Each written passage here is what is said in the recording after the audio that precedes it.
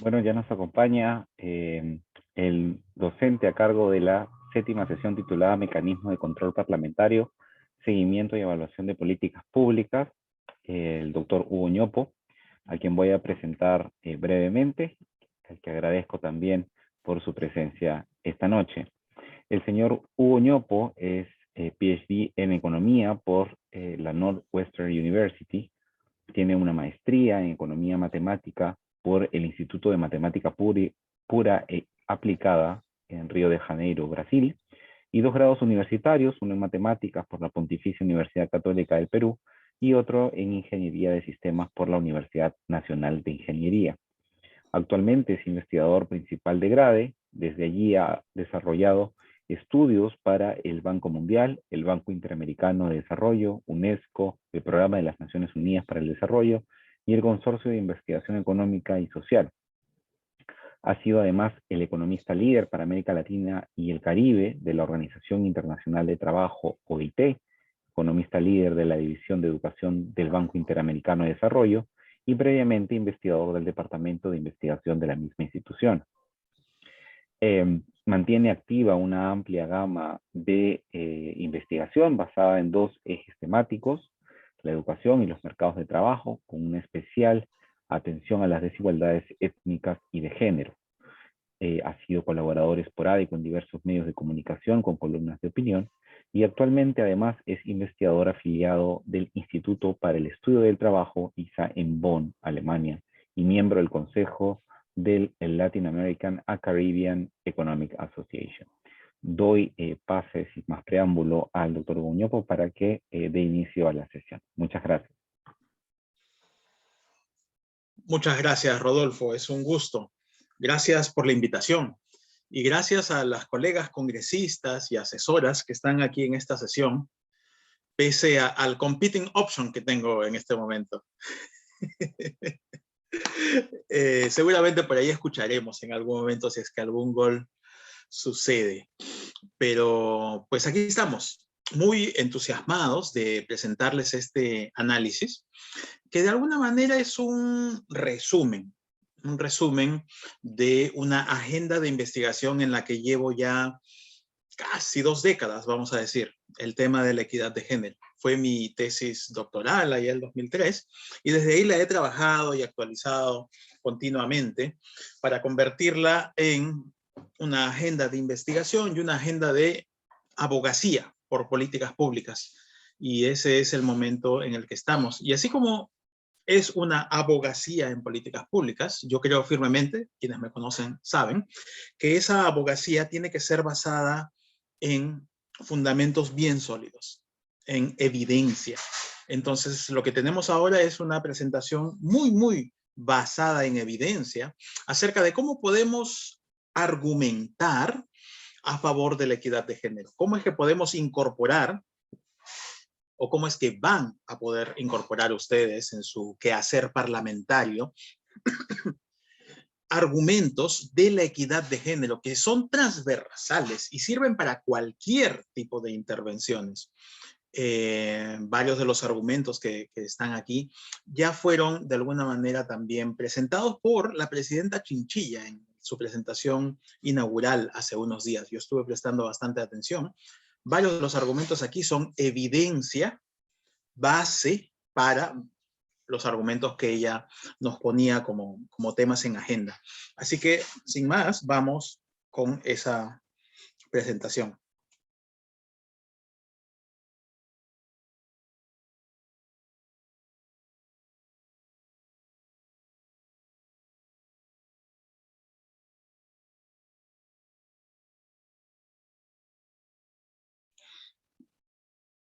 Confírmenme, por favor, que consiguen ver mi presentación.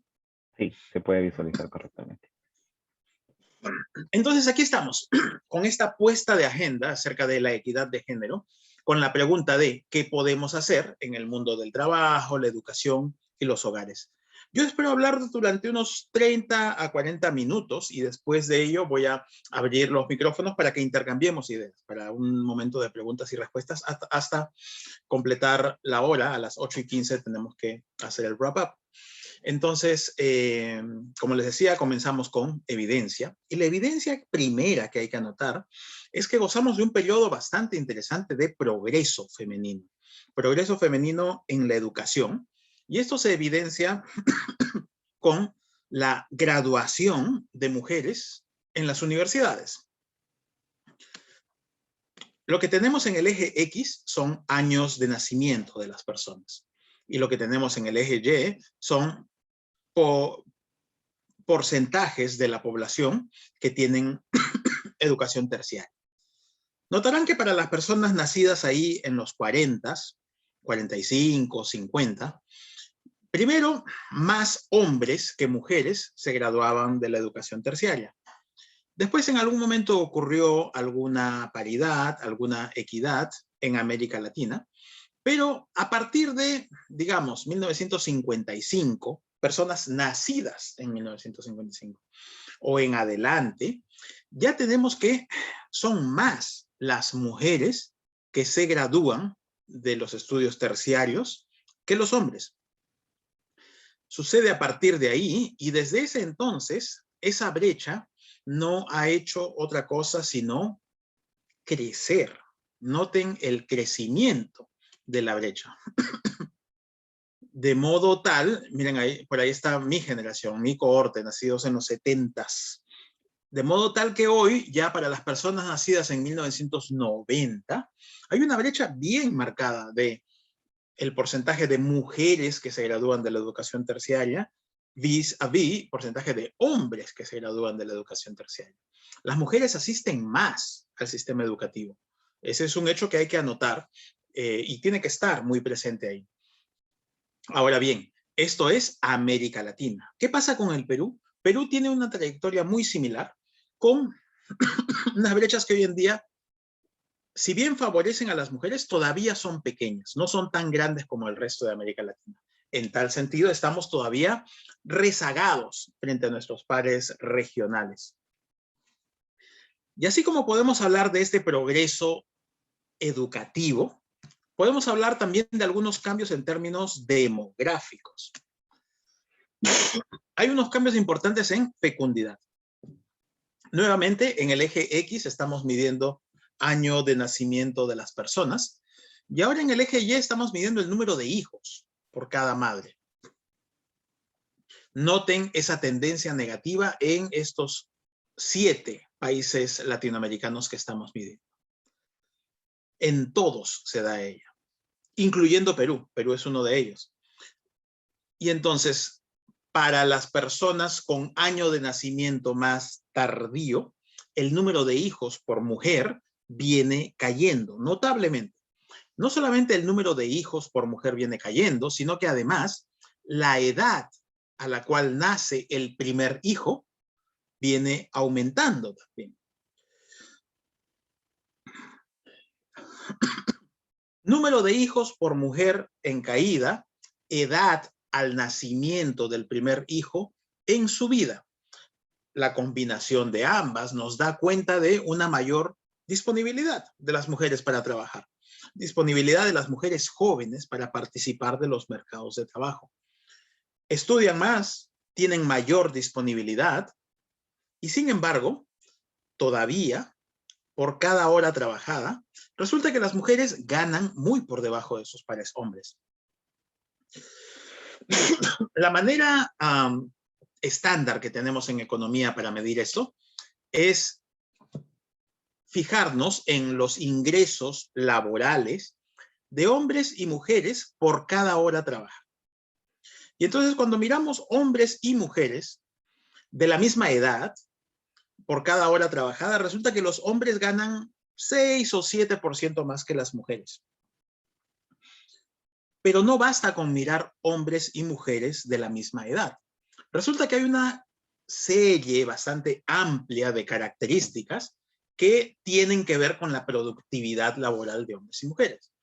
Importa la edad, importa obviamente la educación, importa si es que tienen niños menores en el hogar, si es que hay otro perceptor de ingresos, importan las diferencias urbano-rurales, todas estas variables que les estoy mostrando aquí a la derecha. Y entonces, miren, cuando comparamos hombres y mujeres, no solamente con la misma edad, sino con la misma edad y la misma educación, resulta que por cada hora trabajada ya los hombres ganamos 17% más que las mujeres por hora trabajada. Si además de eso controlamos por presencia de hijos menores, la brecha es más o menos similar. Si además controlamos por presencia de otros perceptores de ingresos, la brecha estadísticamente no cambia. Y es alta, 17%. Si controlamos por urbano-rural, pues pasa algo similar. Si controlamos por tipo de empleo, lo mismo. Hasta ahí. Entonces, hasta aquí estamos fijándonos en los salarios de hombres y mujeres con la misma edad, educación, presencia de hijos menores, presencia de otros perceptores de ingresos, urbano-rural, tipo de empleo. Y ahora preguntémonos, ¿qué pasa entonces si es que controlamos por el trabajo a tiempo parcial? O sea, nos fijamos en los salarios de hombres y mujeres que trabajan o ambos a tiempo parcial o ambos a tiempo completo, pero controlamos por esa diferencia. ¿Qué pasa con la brecha salarial por hora? Resulta que en ese caso ya los hombres ganamos 24% más que las mujeres. Y así podemos controlar también por ramas económicas, por sector ocupacional, por el tamaño de la empresa. Y así tenemos toda esta evolución de las brechas salariales. Pero yo quiero llamar su atención en dos características importantes que hacen que la brecha salarial salte. Estas son la educación, noten cómo aquí hubo un gran salto, y el trabajo a tiempo parcial. Noten cómo aquí hay otro enorme salto. Esas dos variables importan mucho para explicar la brecha salarial, la educación y el trabajo a tiempo parcial. Entonces, en lo que sigue, les propongo mirar esas variables en particular y preguntarnos, oye, ¿y por qué entonces, si la mujer estudia más que el hombre, la educación resulta que explica parte importante de la brecha salarial? Les voy a hablar de tres variables fundamentales que sirven para entender las brechas salariales. Aquí ya les adelanté dos. Les hablé de la educación y les hablé del trabajo a tiempo parcial. A ellas voy a añadir una que es muy importante, que es casi invisible, vamos a decir, pero está omnipresente en todos lados. Después vamos a llegar a ella. Comencemos con la primera. Les decía, la educación. Las mujeres estudian más que los hombres. Si hoy vamos a un campus universitario en el país, vamos a encontrar más mujeres que hombres en el campus. Imagínense este viaje virtual, imaginario. Entran al campus universitario y se fijan cuántos hombres y cuántas mujeres hay.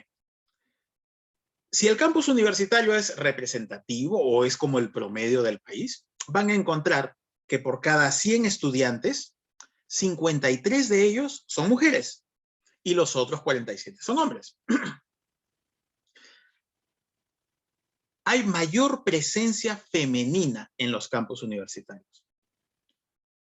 Pero ese dato, de repente triunfoso o triunfalista, en realidad todavía esconde dentro de él algunos detalles preocupantes, algunos temas en los que hay que pensar.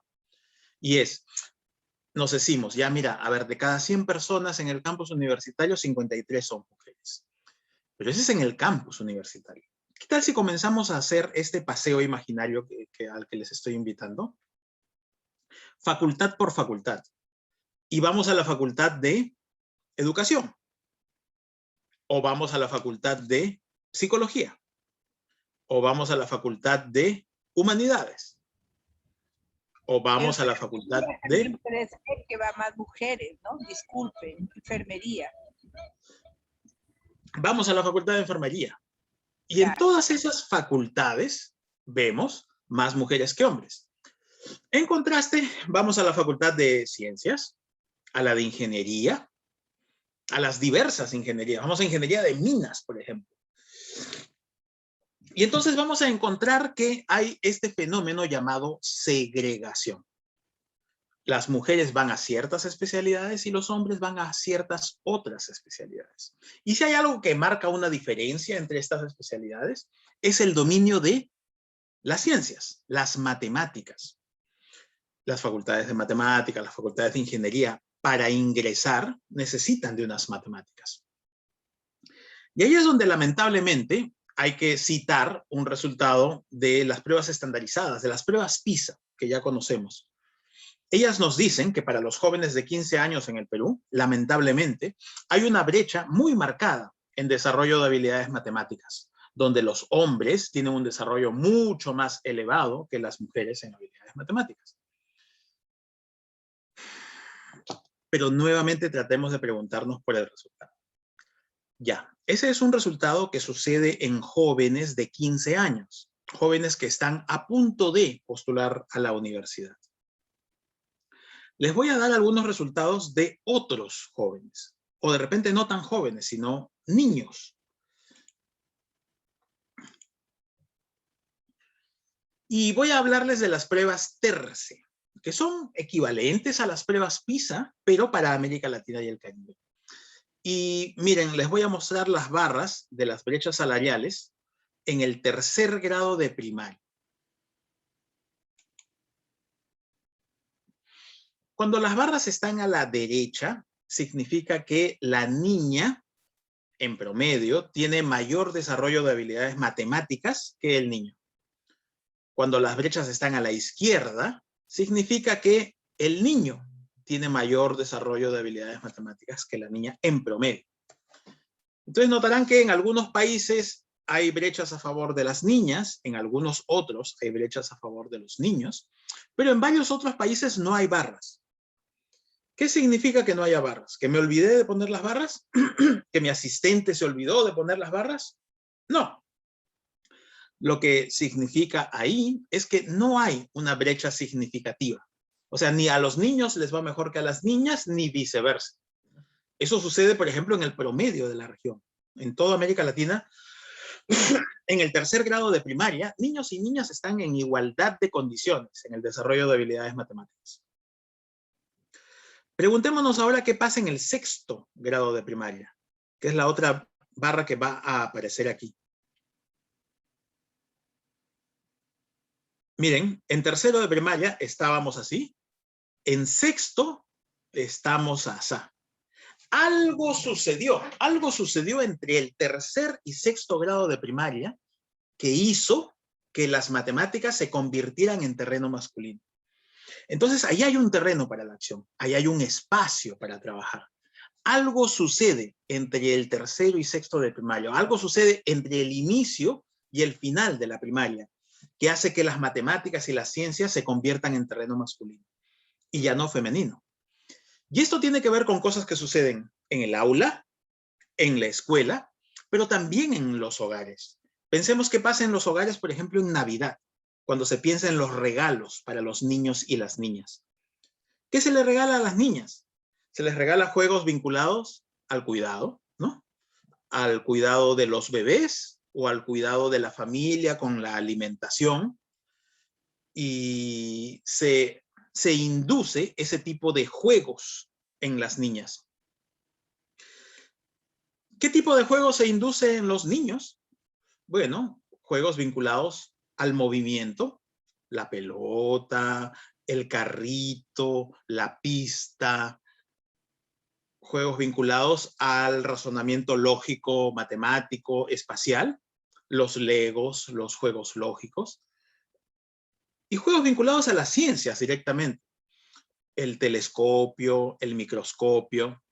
Pensemos en las formas y colores que tienen la caja del microscopio, la caja del telescopio, y a quién inducen a jugar, al niño o a la niña.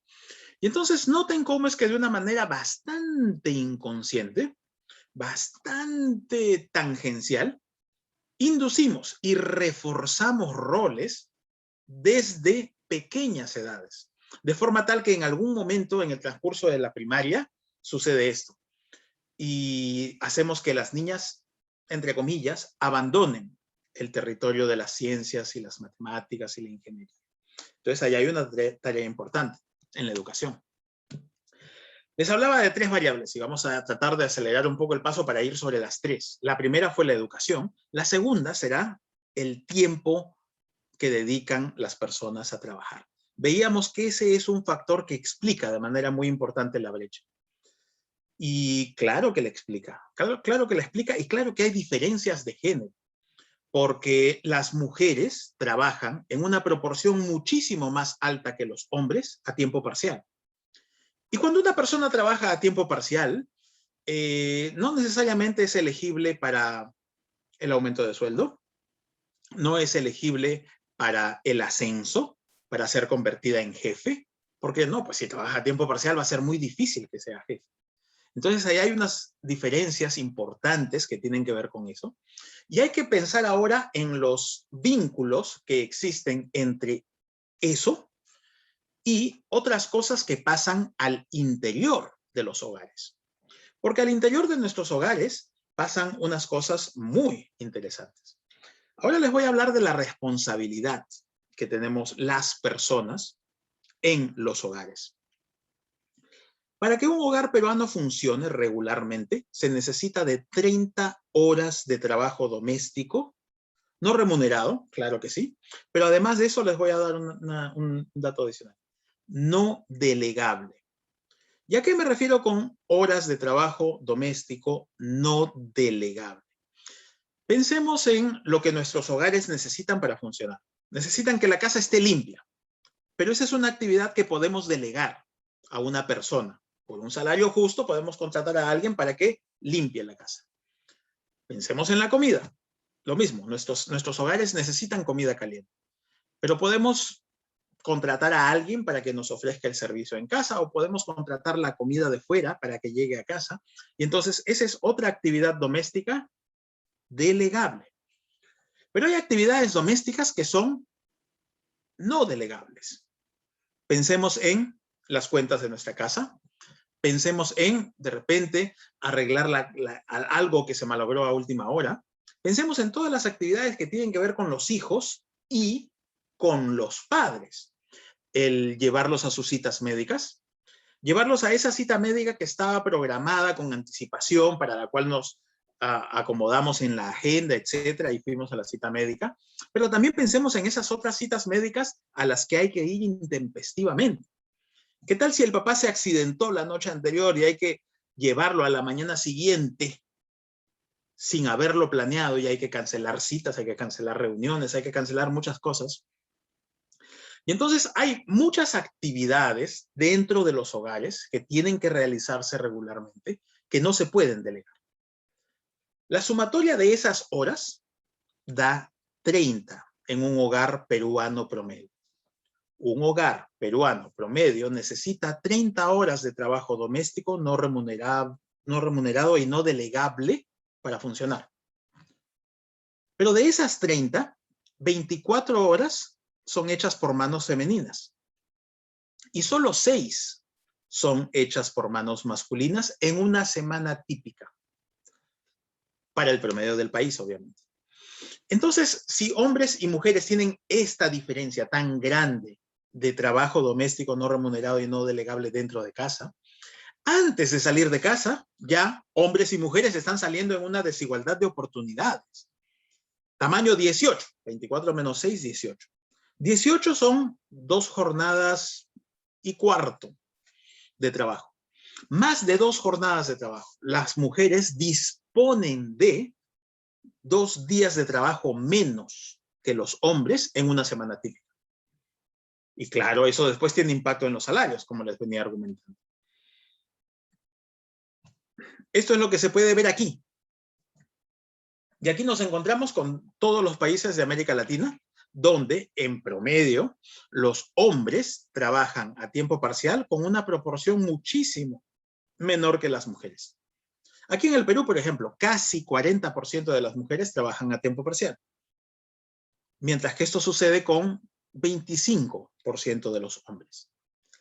Entonces ahí hay otra restricción a la equidad laboral allá afuera en el mercado de trabajo, que se determina aquí adentro, de puertas para adentro, en nuestros hogares. Entonces ya les hablé de dos características: la educación, el trabajo. Y resulta que dentro de casa todavía, el reparto de tareas es inequitativo, particularmente con la llegada de los hijos, en el momento fecundo.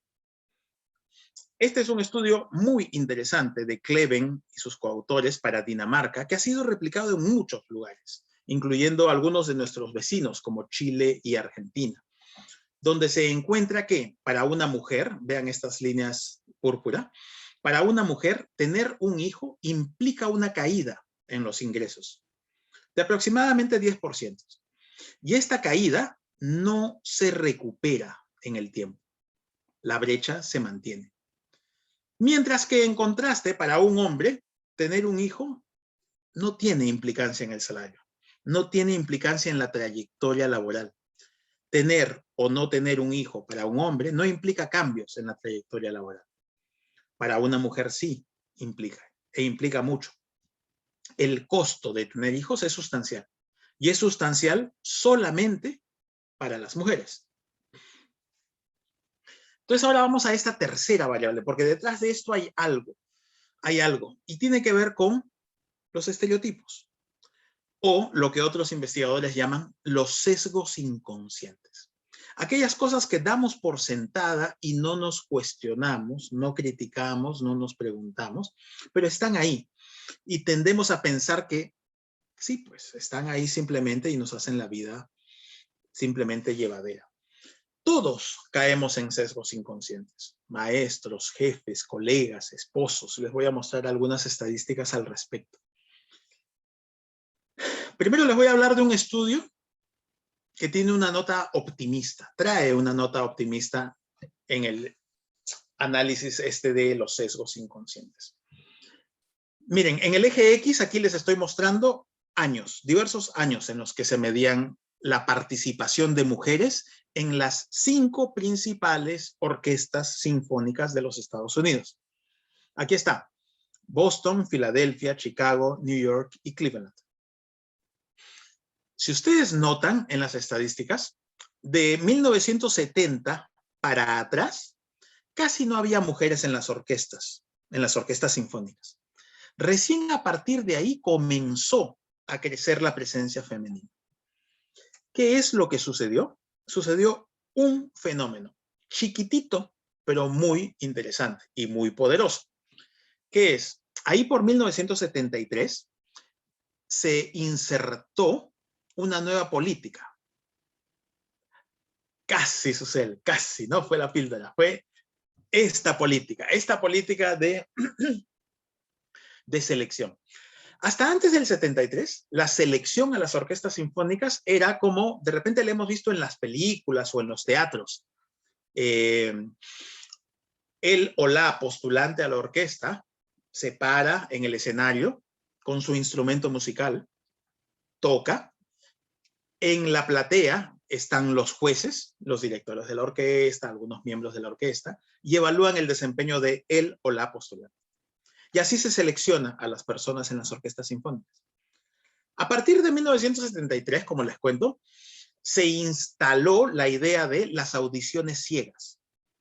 O sea, sucedía lo mismo, la persona subía al escenario, estaban las personas en la platea escuchando, pero para no sesgar la evaluación de los jueces, se dijo: corramos el telón.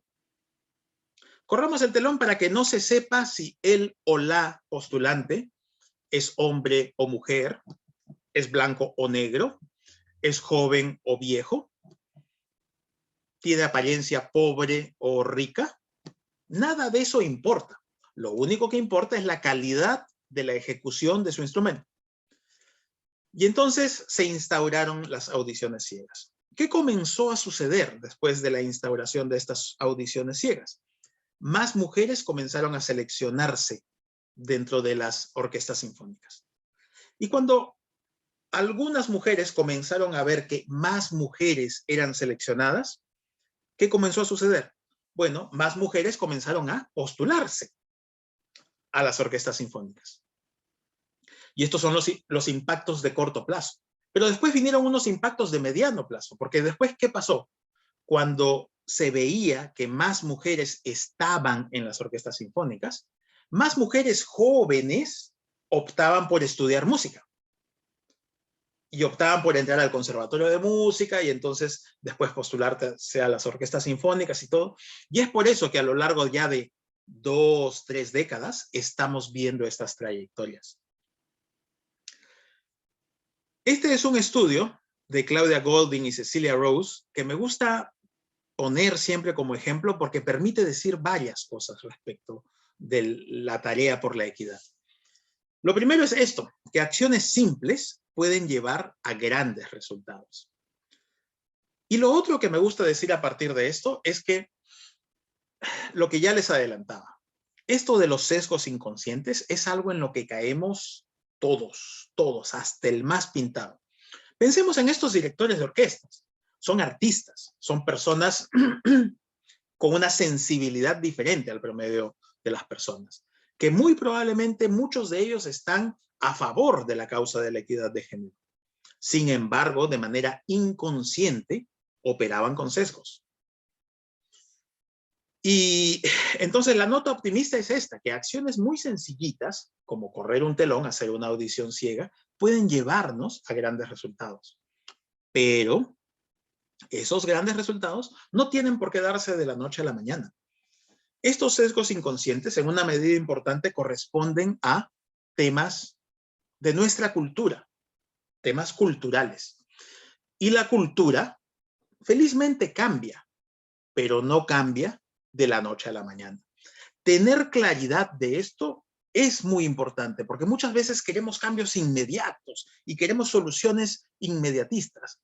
Muchas veces las soluciones inmediatas no necesariamente son las mejores. A veces toma mucho tiempo para hacer los grandes cambios, especialmente en un área como la de equidad de género, donde quiero insistir, parte importante del problema es cultural. Y entonces ya les hablé de un estudio optimista. Ahora déjenme hablarles de un estudio no optimista, que es de mi colega Heather Sarsons, que ya se graduó de Harvard y ahora está en Chicago. Y les voy a hablar de el costo de un error. ¿Qué tanto se penaliza el error? Y para esto me voy a mover imaginariamente ahora a Boston y al circuito de médicos en Boston. Ustedes saben que la reputación de un médico es muy importante, especialmente dentro de sus colegas. Ya a todos nos ha pasado que a veces vamos a un chequeo médico y vamos donde el médico general. Y cuando el médico general nos encuentra un problema o algo, nos dice, a ver, por ejemplo, voy a imaginar una situación, ¿no? Voy donde un médico general y el médico general me encuentra un problema en el corazón. Me dice, Hugo, tienes que ir donde el cardiólogo. Tú tienes que ir donde un cardiólogo. Y resulta que yo no conozco a ningún cardiólogo. Yo no sabría a qué cardiólogo ir. Entonces, ¿cuál es la pregunta obvia? Decirle, bueno, doctor, está bien, si usted dice que vaya, yo voy. ¿A dónde me recomienda ir? Es la pregunta típica que los pacientes le hacemos a nuestros médicos. ¿Qué especialista me recomienda? Entonces, el gran éxito de los médicos depende de la reputación que tengan entre sus pares, entre sus colegas. Entonces, ahora vamos a hacer este estudio, o vamos a revisar este estudio de Heather Sarsons, donde lo que se mide es precisamente eso, la reputación de los médicos entre sus colegas. Y aquí lo que vamos a hacer es un estudio de evento. Así como el ejemplo que ya les mostré previamente de el nacimiento de un hijo y su impacto en los salarios de las personas, aquí vamos a hablar de otro evento, un evento en este caso lamentable. En el instante cero, lamentablemente, va a suceder que a estos médicos, que son cirujanos, se les muere un paciente en el quirófano. ¿Qué pasa cuando a un médico se le muere un paciente en el quirófano? lamentablemente, como puede notarse aquí, la reputación de ese médico cae fuertemente, sí. Después comienza a recuperarse, notarán que comienza a recuperarse por aquí, pero no llega a ser igual. El que se muera un paciente en el quirófano causa una caída en la reputación de las médicas. Notarán que este cuadro está hecho solamente para cirujanas, female surgeons, cirujanas. Preguntémonos ahora lo obvio. ¿Qué pasa entonces con los cirujanos? Miren lo que pasa con los cirujanos.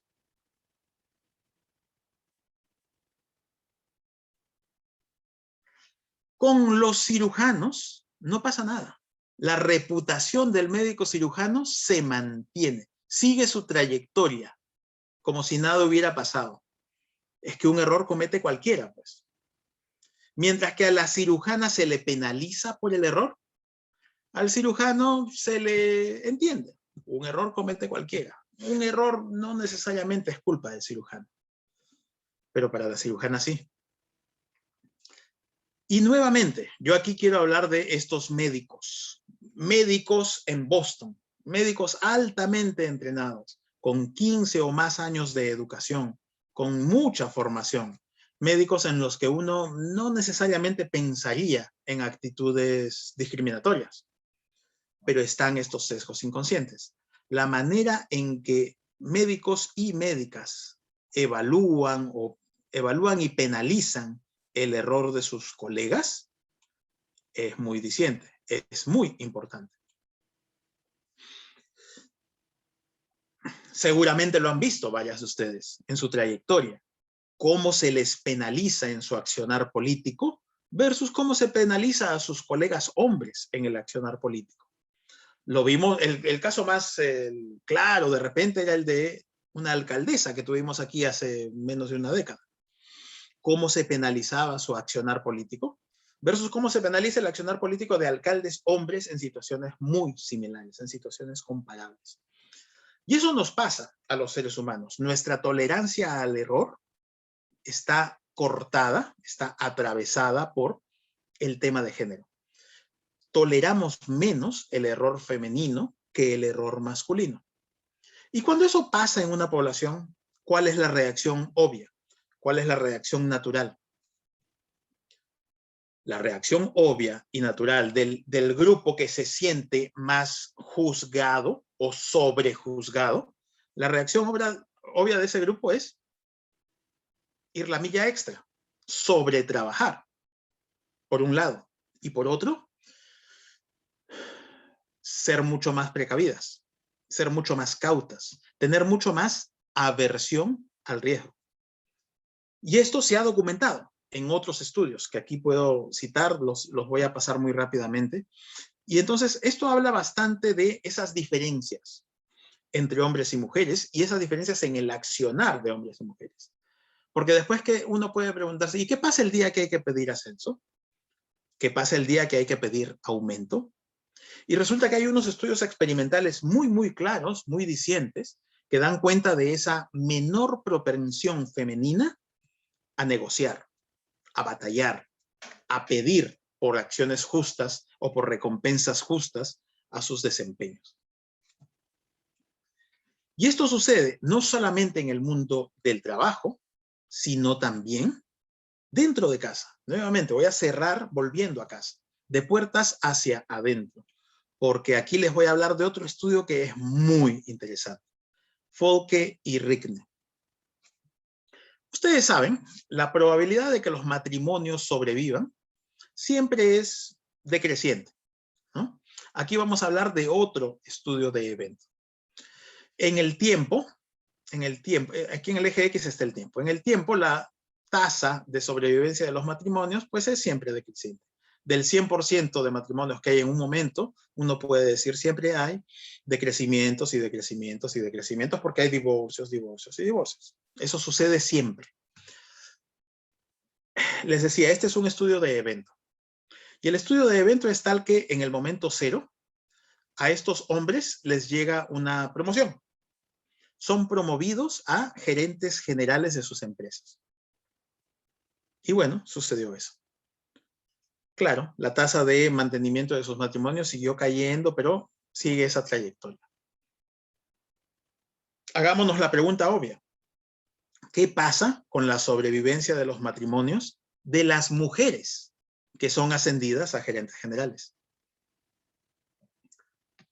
Pling. Antes de la promoción, iguales. Hombres y mujeres iguales antes de la promoción. Una vez que la mujer se convirtió en gerente general, ¿qué pasó con su matrimonio? Cayó. Ese éxito profesional pasa factura dentro de casa. Tiene costos sentimentales que hay que atender, que hay que tener presentes en la ecuación, en el balance de qué pasa fuera de casa y qué pasa dentro de casa. Este estudio fue hecho en Suecia y lo interesante es que funcionó no solamente para el mundo corporativo, como este caso de personas que fueron ascendidas a gerentes generales, sino que funciona también para el mundo de las políticas públicas. En este mismo estudio se preguntaron, ¿qué pasa con hombres y mujeres cuando ganan una promoción? Cuando son elegidos gobernadores regionales. Esto de aquí es el equivalente a gobernadores regionales allá en Suecia. Nuevamente, para los hombres, ser elegidos o no ser elegidos gobernadores regionales da lo mismo. Sus matrimonios siguen la misma trayectoria. Pero para las mujeres, ser elegidas gobernadoras regionales implica un costo en la sobrevivencia de sus matrimonios. En resumen, tenemos trabajo pendiente en la oficina, en el colegio, en nuestros hogares. Parte importante de la solución está en nosotros, en esto que les cuento, de puerta hacia adentro, en cómo nosotros tenemos sesgos inconscientes respecto a nuestros menores, nuestros hijos, a nuestras parejas y a nuestros padres. Parte importante de la solución está en nosotros, pero hay un marco institucional que debe ir cambiando también, que necesitamos que se vaya acomodando para que nuestro accionar individual se encauce mejor. Y ahí es donde entra su accionar, el accionar al que se van a dedicar los próximos 5 años, en mejorar ese marco institucional que nos va a llevar a todos a un mundo más equitativo. Entonces, cierro agradeciéndoles por su atención este tiempo. Es un placer conversar con ustedes y ahora abro los micrófonos justamente para esa conversación. Yo voy a compartir luego esta presentación con los colegas de PNUD, con Rodolfo, con Paola, para que la pongan en un drive share y esté al acceso de todos.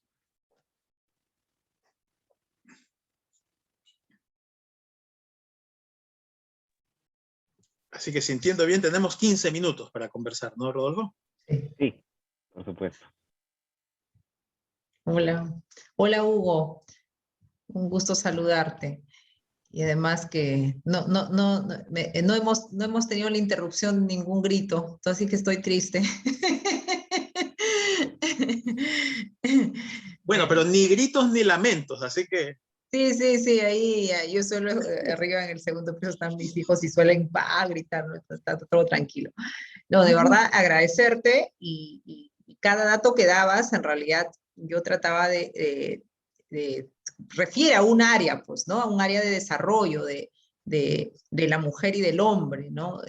Pero que efectivamente, como tú bien señalas, en todo tu análisis hay un tema, pues, de una cultura, ¿no? Una cultura machista, una cultura patriarcal muy fuerte, ¿no? Que creo que hay que evidenciarla. Y a mí, yo siempre te sigo y a mí me gusta mucho porque tú das data muy contundente, ¿no? Que a veces cuando uno habla de estos temas puede surgir esta imagen de, pero si somos iguales, ¿no? Pero si tenemos las mismas oportunidades, hay como también ya discursos que en realidad sí, formalmente, sí pues, ¿no? Formalmente hay una serie de mecanismos, pero cuando uno comienza a ver todos los datos que tú nos has dado, no es sutil la diferencia, ¿no? Está la evidencia dura que nos dice efectivamente que hay una serie de desigualdades todavía o situaciones que no promueven. Por ejemplo, a mí me llamó mucho la atención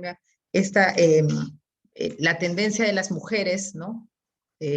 A tener menos aparente aptitud para las matemáticas y las ciencias, y en realidad no es que no hayan aptitudes o capacidades, sino es todo el entorno, ¿no? Que hace que tengan menos oportunidades y menos estímulos también para desarrollar esas capacidades en las ciencias, en las matemáticas, ¿no? Y bueno, todo lo que has dicho, ¿verdad? Yo te agradezco mucho, he tomado nota y pensaba también cómo traducir esto, además de discurso, que es lo primero que hay que construir, porque hay que construir un imaginario de que esto ocurre y no es correcto, porque va en desmedro de las mujeres, o sea, de su desarrollo, de su posibilidad de ser quienes querramos ser, ¿no? O sea, cómo podemos ya estar limitadas a las ciencias o a la música, como nos han señalado, a determinadas áreas que son vistas como para los hombres, ¿no? Y cómo el tema doméstico también, y hay que esforzarse más, ¿no? Cuesta más a las mujeres, ya me es preocupado el dato de cargo, autoridad y fracaso matrimonial, así que Para estar alertas también, ¿eh? Son alertas, sí, he dicho, voy a tomar Eso nota. es en Suecia, eso es en Suecia, acá no pasa nada. No, es que es cierto, requiere también un tipo de compañero, pues, ¿no? Para que esté dispuesto a compartir contigo una serie de labores, ¿no? Yo siempre digo que a veces piensan que no tengo hijos, por ejemplo, porque ando en una en otra, pero en realidad no, le digo, lo que pasa es que la diferencia es que tengo un compañero que hace muchas de las cosas que yo dejo, pero es por eso, porque ya hay un común acuerdo de construcción de familia sobre la base de reparto, pues, de tareas, y a veces le toca más a él que a mí, de hecho, de las cosas de la casa, ¿no? Pero bueno, nada, además de esa reflexión que me parece bien, yo quería compartírtelo y agradecerte por todos los datos que nos traes, y también comprometerte a que siempre nos tengas como alimentándonos de todo este conocimiento que siempre estás desarrollando. Preguntarte, no sé si también en las evidencias que has podido ver hay experiencias, ¿no? Como más exitosas que terminen de ayudar a esta deconstrucción, o sea, de verdad que yo siento que es un ambiente tan adverso para los temas, ya no hablemos ni siquiera de respeto a la diversidad, ¿no? Y a la diversidad sexual, a la diversidad en general amplísima que es, sino simplemente el tema de igualdad entre hombres y mujeres, ¿no? Entonces, no sé si has visto experiencias que permitan, yo pensaba de repente, no sé, pues cómo incorporar a los hombres, ¿no? Hoy día me encantó, por ejemplo, le comenté a Carlos Anderson de este curso, y me encantó, y me dijo, uy, pero ¿por qué no me han invitado a mí? Yo debiera estar en ese curso, y le dije, tienes razón, el asunto de la igualdad de las mujeres, el asunto de las mujeres no es un asunto solo de las mujeres, ¿no? Entonces, me trajo esa reflexión a la hora del break en la mañana, y no sé si hay como experiencias de cómo involucrar más a la sociedad, ¿no? En diferentes ámbitos, qué es más efectivo, no sé si has visto por ahí o nos puedas dar algunas luces en ese sentido. Sí, Flor, magnífico, magnífico. Giselle, creo, está. ¿Cómo hacemos? ¿Reacciono uno por uno? ¿Tomo todos y después respondo? ¿Qué prefieren? También corto, gracias Hugo, magnífico. Y cuando hablas de las matemáticas, yo estudiaba en un colegio de mujeres, ¿ya? Y cuando yo entré... Igual. Y tengo 57 años. Entonces, cuando yo quería postular a medicina. Entonces, me matricularon pues en la Academia Cayetano Heredia. Y era dramática la diferencia entre el nivel de matemáticas de los chicos que estudiaban en colegios de hombres. O sea, yo me medía, por ejemplo, con los chicos del Champañá, del San Agustín, ¿no? Hasta que los odiaba, porque decía, pero a mí no me han enseñado eso. Y claro, yo creo que por eso no deben existir colegios ni de hombres ni mujeres, no, eso no debe existir, porque era tan notoria la diferencia de lo que nos habían enseñado. La currícula, me imagino, pues era la misma para todos, ¿no? Porque eso lo hace el ministerio. Pero eso sí yo lo he vivido en carne propia y los odiaba, le decía, los odio a los de tu colegio porque les han enseñado más que a nosotros, ¿no? Y ellos se mataban de risa. Y efectivamente, las que hemos terminado en mi promoción, ¿no? Casi todas son abogadas, economistas. Lorena Alcázar, que trabaja en Grade desde mi promoción, por ejemplo. Ah, Te- Lorena, campeón. pero casi no hay científicas. No hay una doctora, no, no, no. Entonces, yo creo que eso que has hecho con la música es súper importante. ¿Por qué? Porque la música y la matemática tienen un nivel de abstracción altísimo, ¿no? O sea, ser músico, leer música es casi como leer matemática. Son Entonces, secuencias. son secuencias y son tiempos y esas cosas. Entonces, ahí yo me preguntaba, y bueno, seguro mañana vamos a hablar con Flor 3 horas de esto, porque eso ha marcado grandes diferencias en las oportunidades y también en cómo nos hemos ido formando, ¿no? Yo espero que ahora en los colegios públicos y que son más colegios mixtos, esto ya no ocurra tanto, ¿no? Yo lo he sentido así, quería tu comentario al respecto. Buenísimo, Susel. Y vamos con Carol Paredes, que tiene la mano levantada también. Y de ahí pasó a responder. Hola Hugo, buenas noches y también mis colegas. Y pues cuando yo escucho no solamente la estadística, sino también la forma como se ha ido desarrollando el tema de la educación, no solamente como parte de la escuela, sino también como parte de nuestra formación en nuestras casas, nos damos cuenta, yo creo que ahí hay un tema cultural efectivamente, hay un tema de formación que se transmite de generación en generación, pero también yo tengo que reconocer, depende también cómo en la casa, o sea, te forman, ¿no? Por ejemplo, yo he tenido la suerte de tener un padre que siempre decía que tiene una educación de avanzada. Nosotros somos un varón y una mujer en casa, pero él decía, si nosotros queremos ser alguien, tenemos que aprender a hacer de todo, ¿no? Y siempre lo pongo como ejemplo, por ejemplo, nosotros teníamos una huerta que mi padre nunca utilizaba un peón, porque los dos, mi hermano y yo, teníamos que cultivar la huerta, ¿no? Yo, por ejemplo, no soy de las personas que me gusta mucho la cocina y tampoco nos han puesto ahí juguetes como para poder disponer, tú eres mujer, tú eres varón y así sucesivamente, ¿no? Pero también depende mucho de la voluntad, incluso de las personas que lideran el país, también cómo se ve la educación, ¿no?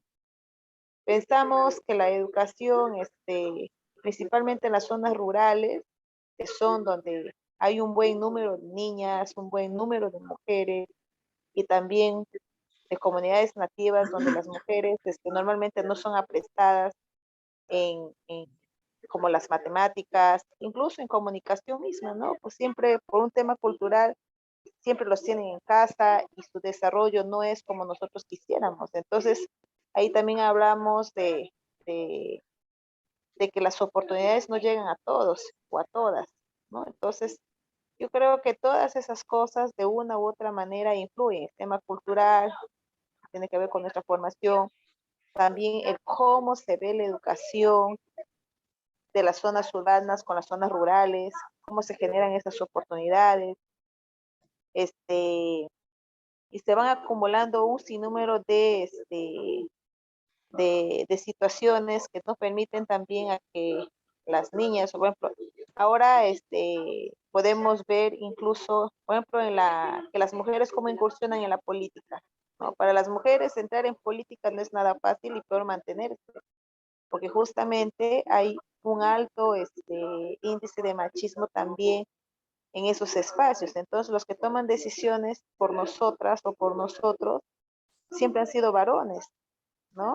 Y que si no se hubiese tenido esta ley de la paridad, muchos de nosotros quizás no estuviéramos ahora como congresistas, ¿no? Y hay un clarísimo ejemplo, por ejemplo, yo hubiese estado y ni siquiera hubiese aparecido quizás en la lista de mi partido político, ¿no? Entonces, así sucesivamente, como que las oportunidades no van para todos, y de verdad lo que dice también Flor respecto a cómo se distribuyen los roles dentro de la familia, ¿no? Podemos decir que hay un buen número de mujeres que están metidos en política, que son solteras o que son divorciadas también. Y bueno, pues encontrar un compañero o una compañera que te entienda, como que sea tu complemento, también es difícil, ¿no? Porque el tema de responsabilidades está alto y tienes que dejar muchas veces o sacrificar muchas cosas como para poder ir realizándote o ir creciéndote de manera personal y profesional, y también en otros espacios, ¿no? Entonces yo creo que ahí definitivamente hay que trabajar fuerte el enfoque de género, pero no solamente desde las escuelas, sino también cómo empezar a trabajar una educación comunitaria que tenga como eje transversal el enfoque de género. Eso sería todo por ahora. Magnífico, Caro. Y déjenme reaccionar en conjunto a las tres intervenciones, comenzando agradeciéndoles muchísimo. Esto es muy enriquecedor para mí. Bueno, ustedes saben, yo me dedico a la investigación. Yo soy un investigador y no hay nada más enriquecedor para un investigador que esas ideas, esos conocimientos que pertenecen a la Torre de Marfil, aterricen y se conviertan en la posibilidad de ser acciones de política concretas. Eso de pasar a la acción es muy enriquecedor. Entonces yo agradezco mucho esta oportunidad. Y justamente quería comenzar hablando de las oportunidades, porque concuerdo mucho con lo que nos ha subrayado Carlos. El objetivo es ese, el de igualar las oportunidades. ¿Queremos igualar los resultados? No, eso no debería ser nuestro objetivo de política. No es buscar esa equidad en los resultados, no. Somos seres diferentes, somos seres bien heterogéneos, somos una diversidad enorme y riquísima en este país. Entonces no tendríamos por qué aspirar a que todos seamos iguales, pero sí hay que aspirar a que todos tengamos la oportunidad de ser quien quisiéramos y desarrollar nuestro potencial plenamente. Cada quien en su ruta, cada quien en su camino. Y eso nos va a llevar a esa diversidad tan rica,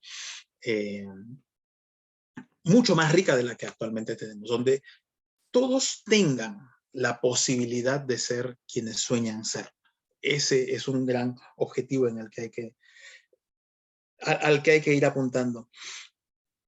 Y eso incluye la posibilidad de formar parejas, formar familias, tener con quién caminar, porque obviamente no caminamos solos. Nadie es un hongo para caminar solo en la vida. Caminamos acompañados. Y ese caminar acompañados también lleva asuntos de género bien importantes. Y ahí subrayo también lo otro que mencionó Flor, que me parece muy potente, que el tema de la equidad de género no es un tema que debería involucrar solo a mujeres o que debería importar solo a mujeres. El tema de la equidad de género es un tema que debería importarnos a todos.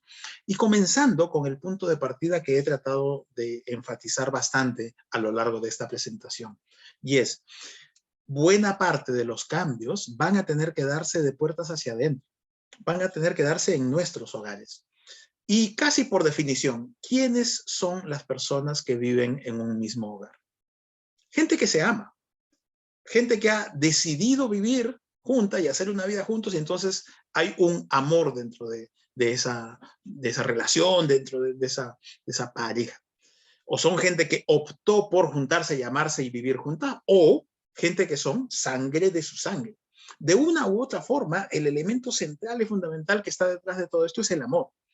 Entonces, entre personas que nos amamos, que vivimos bajo un mismo techo, la construcción de un mundo más equitativo tendría que ser obvia y natural, porque el amor es la fuerza más potente que puede existir. Entonces, ahí hay un hilo conductor, un punto de partida que puede ser bien potente para la construcción de esa equidad de género allá afuera, que comienza a hacerse de puertas hacia adentro. Y por ahí va la evidencia exitosa que me pedía Flor. Justamente con esa fuerza del amor de quienes nos amamos dentro de casa podemos construir esas equidades.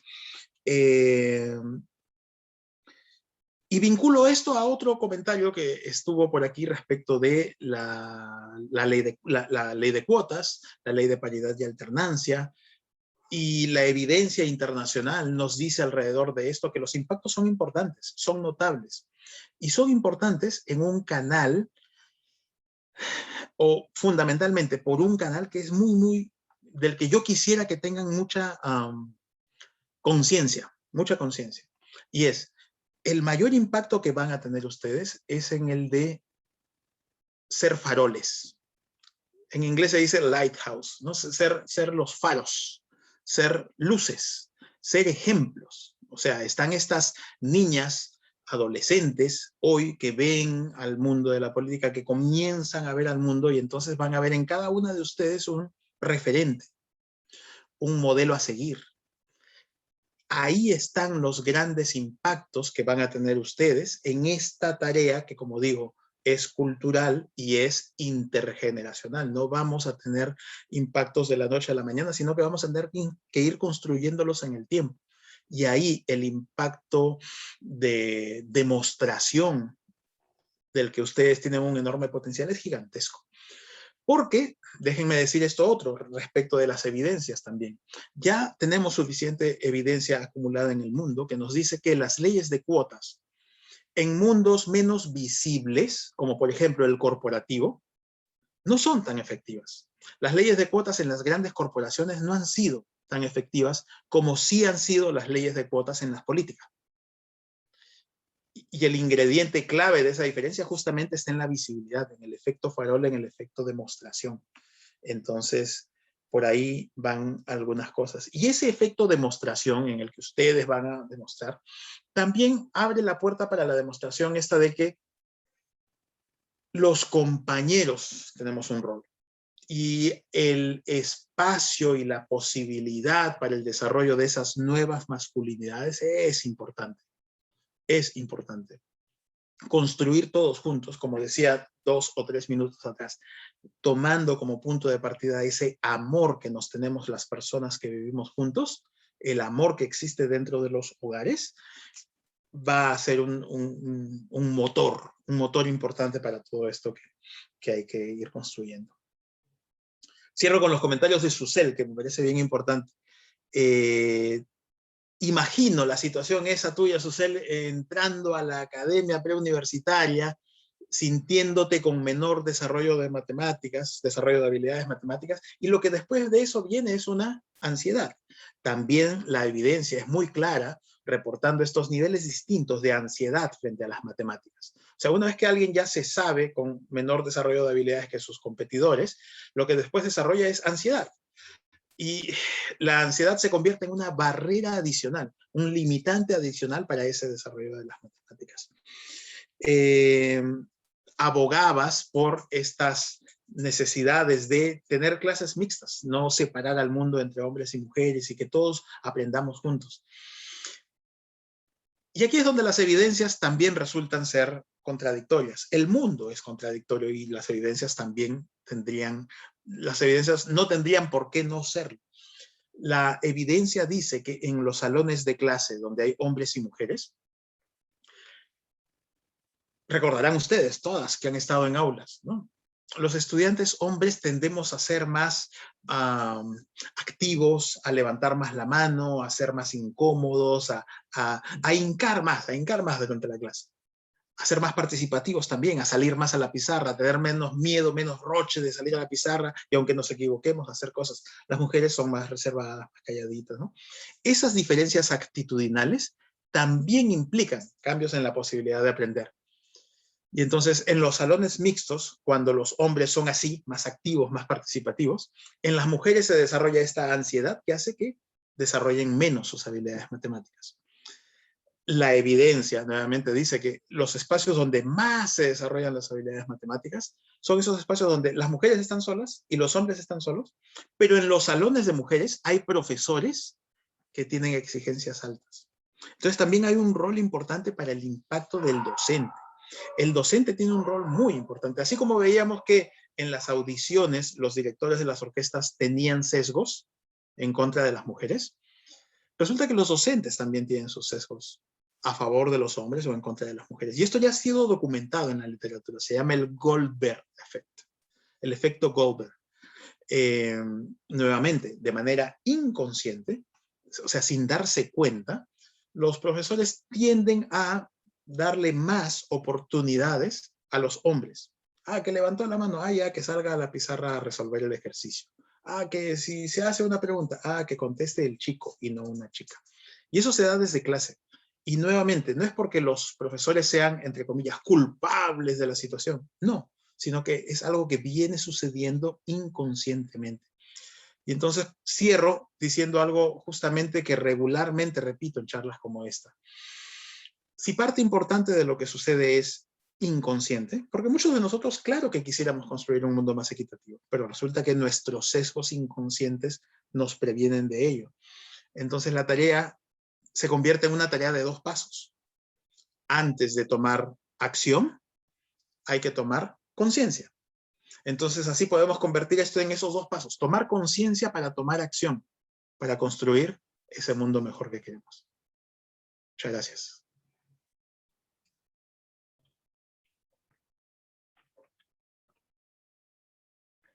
Muchas gracias al profesor Hugo Ñopo por dirigir la presente sesión.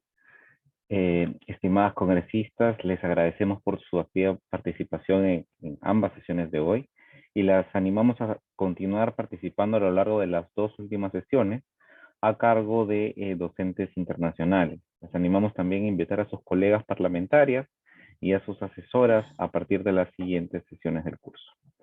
Mañana martes 6, desde las 6 p.m. estaremos abordando el tema comunicación política efectiva para la labor parlamentaria a cargo de la doctora Virginia García Budó y Orlando de Adamo. Finalmente les recordamos a todas las presentaciones, que todas las presentaciones y el material de cada una de las sesiones se encuentran en el aula virtual del curso, a la que pueden ingresar a través de los accesos brindados a sus correos electrónicos respectivos. Quiero agradecer también a Hugo por estar en esta sesión, por conducirla a ustedes y les deseo una muy buenas noches. Buenas noches, gracias. Buenas noches, muchas gracias. Gracias. Gracias, muchas gracias a ustedes. Gracias. Gracias. Gracias. Gracias. Gracias, buenas noches.